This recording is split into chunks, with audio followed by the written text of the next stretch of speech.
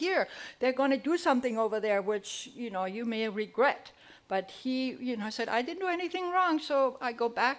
And here they caught him, put him in jail, and in the end he died. So my faith was a little bit shaken because I thought, if that God whom I prayed for my husband, my best friend's dad to get better, maybe that God doesn't listen to me. So, but I feel like all that time, God was kind of watching out over me, and he definitely was preparing me for something. And there weren't any really big events. It was more like a supple thing. So my confirmation quote I chose is Proverbs 16:9. A man plans his way, but the Lord directs his steps. And I've been pretty much thinking about that all my years before and even now today, because when I was 21 years old, I decided to explore the world.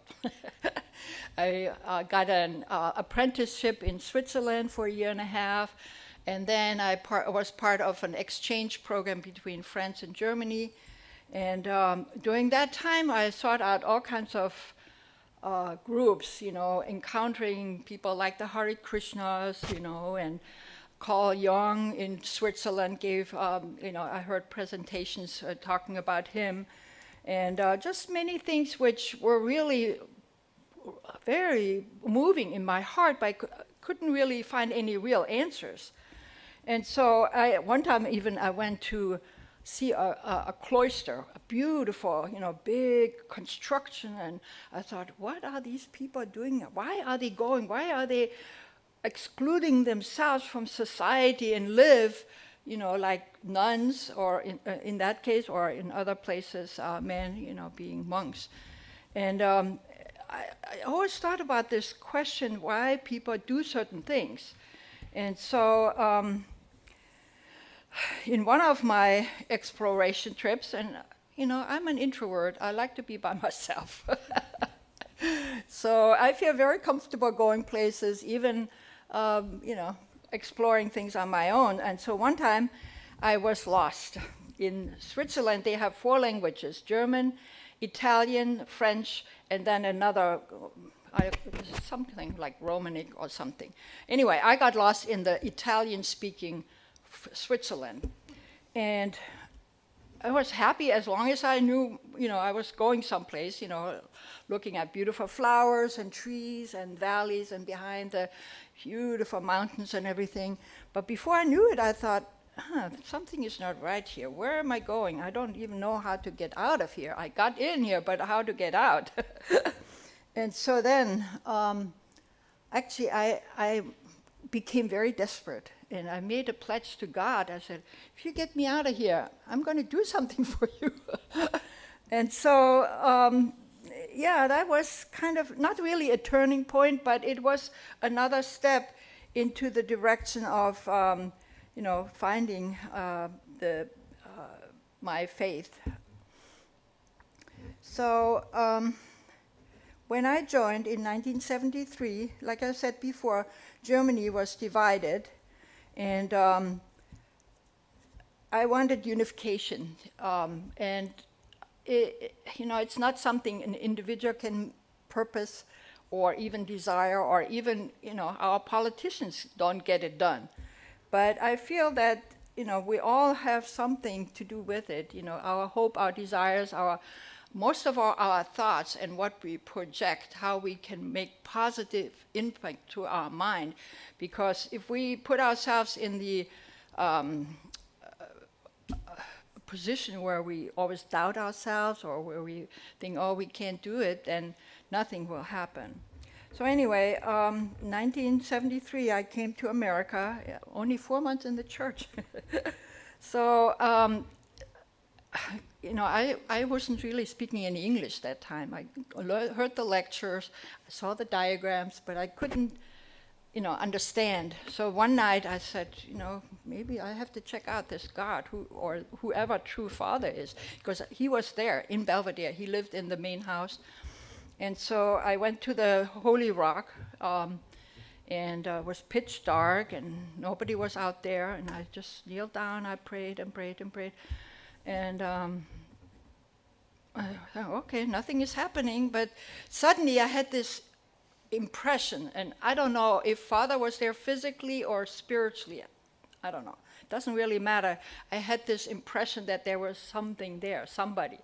And before I knew it, I had this feeling of like a bright sun energy came right into my chest. And I thought, oh, wow. I was almost like falling over, knocked by the Holy Spirit. But, I just remained there, and I looked up, and I wasn't really sure if it was physically or spiritually. And then I thought, well, it doesn't really matter. It happened. And so then I went back to where the sisters were staying in the Angora house, and I was so wound up and I couldn't really sleep. So then I started reading the principle again, and that same energy came back again, one more time. And I said, oh my gosh, what is this? It wasn't really anything spiritual only or physical. It was just such a strong impact that it really gave me a very strong assurance of that I was doing the right thing.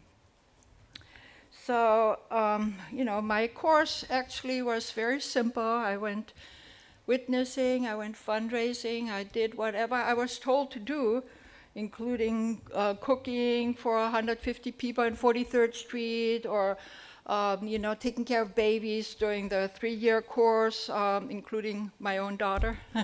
She probably doesn't remember, but she was a toddler that time, and I took care of 5 other babies, and we loved them, and yeah. So after that mission, then I went back to New York, 43rd Street, because I don't know. At that time, Dr. Durst and Oni Durst, they came from California, and they tried to shake up the whole 43rd Street witnessing campaign and everything. And before I knew it, I was going on a 40-day mission. Go out and conquer the world. All we did was, God was like the money for the bus fare. My town was Rockland, Massachusetts. Anybody ever heard of it? No, I didn't know anything about it either. So yeah, I was on the bus. It took about, 4 or 5 hours to get there, and I didn't know where to stay. I didn't have money. I think I had about $10. So, with my little sleeping bag and my small bag, I was on the bus, and when I got off the bus, I thought, what am I going to do? Where am I going to go? I don't know anybody here. So then I thought, if I go to the fire station, they can help me. So I went to the fire station, which was right around the same place where the bus station was. And so then there were all these guys sitting around, and I found they're kind of intimidating, but I had to ask something. So then I asked somebody, if they knew somebody where I could stay or crush out overnight or something, and one guy said, oh yeah, my father or father-in-law or somebody has a house, and he was even there and said, oh yeah, you can sleep on my porch. And I was grateful because I didn't want to sleep in some stranger's house. So he had like a sofa or a kind of a lounger on the front porch. And so I had my sleeping bag there. I stayed there for, I think, 2 or 3 nights. And in the meantime, with the little money I had, I went to Kmart. You all remember Kmart before Walmart and all that? Anyway, I went to Kmart, buy a bigger box of raisins, those little raisin boxes. And I thought, okay, I can go fundraising with that and multiply my $10. So I did, and as I was visiting people in the neighborhood, I met all kinds of people, including ministers and people who were very friendly, but they also kind of like, who's this woman, what's she doing here, why isn't she with her church, or why isn't she with her husband, or her kids, or somebody, Anyway, so my 40 days was just like a very much kind of down-to-earth experience, how to live out of the search for, finding people, but also to sustain myself, without being dependable on the church. And so, obviously, when the 40 days were up, I was very relieved. And I don't know if I had any spiritual children there or anybody, but because it was just kind of a very, a little bit stressful situation. I ended up renting a room in this house under the roof. I'm very tall, so I had to always go in there like this and just find my little cot or where I could put my sleeping bag. But it was cheap, and I could pay for it, and even had a little slow cooker or something where I could make some rice or noodles or something, so I didn't have to go out because I didn't have any money. So anyway, yeah, and then 1982, during the 3 years before that, I was matched. Father called us all to New York for the big matching, and so I was matched and blessed to Paul Topkin, and we agreed on being blessed, which was 3 years later in 1982 in Madison Square Garden. And so, yeah, I feel like, God was pushing me forward in very simple ways, but also in very profound ways, because it helped me to, become objective to God's will and to what God wanted me to do, eventually to be a wife and a mother and, now even a grandmother.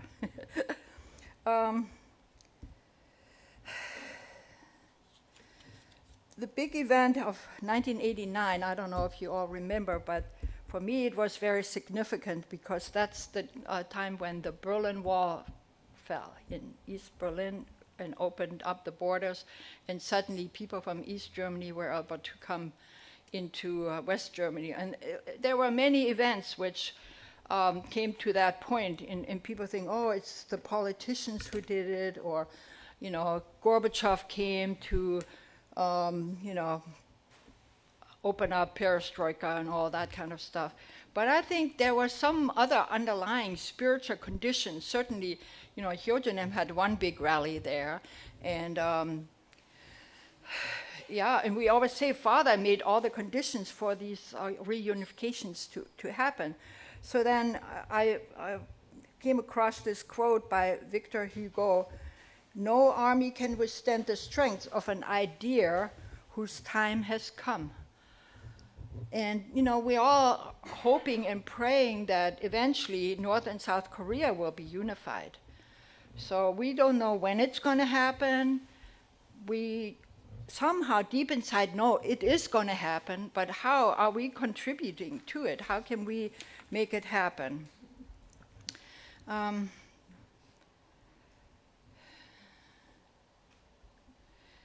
So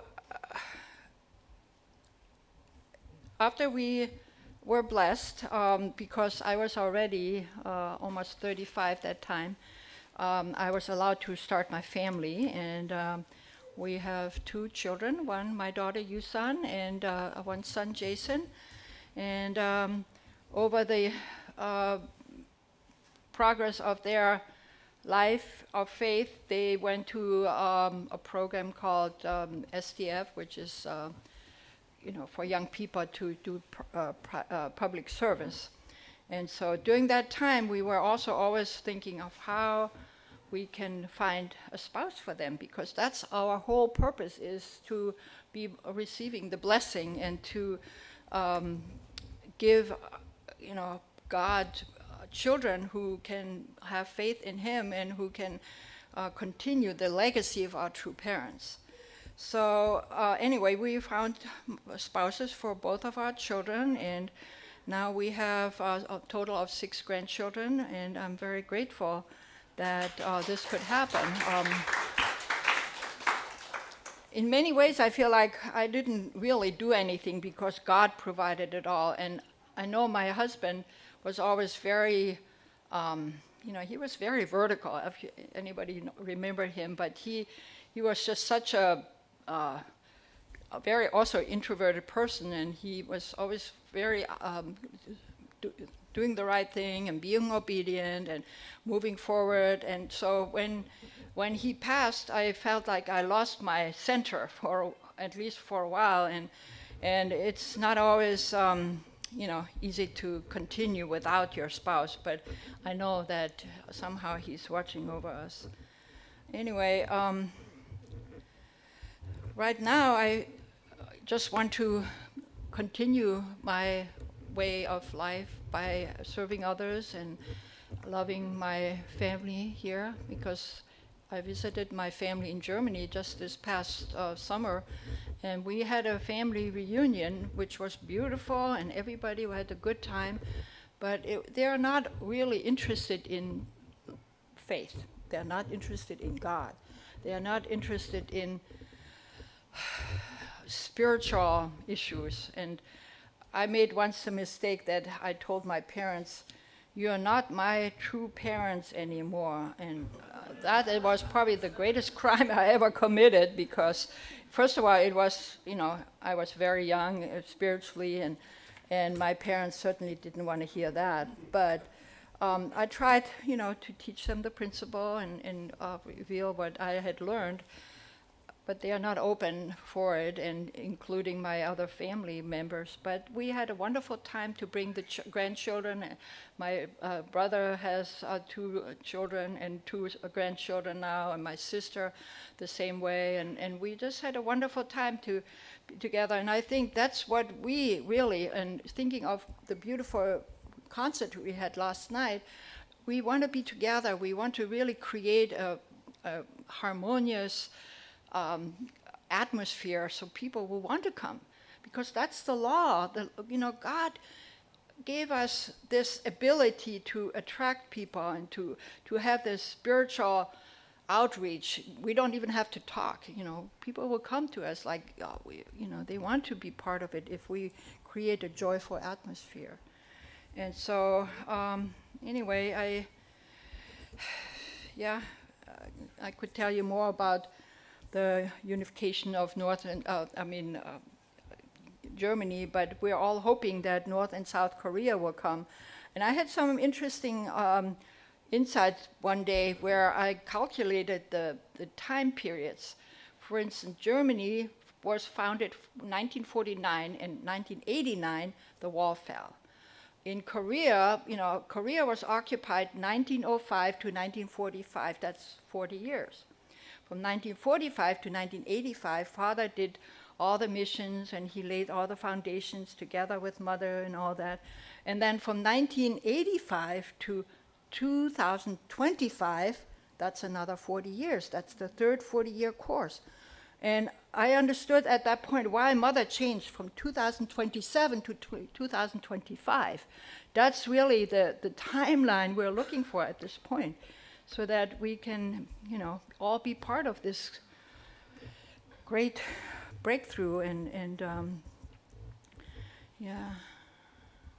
Anyway, the other morning I woke up and the first words came to my mind is, God is the great equalizer. And I thought, an equalizer, what does that mean? But as I thought about it and I looked up a few things, then it came to me that we all have a portion of responsibility, and that's not what anybody can tell us or even has to tell us, because even though it's such a small percentage, but it is something we have to fulfill ourselves. And so if we can really dig deep inside, we have that ability and that desire to fulfill our portion of responsibility, whatever it is. It can be as small as, making some food for somebody, or taking care of a baby, or visiting with somebody who has Alzheimer's or something. And so I think, let's all work together to make it happen. Thank you.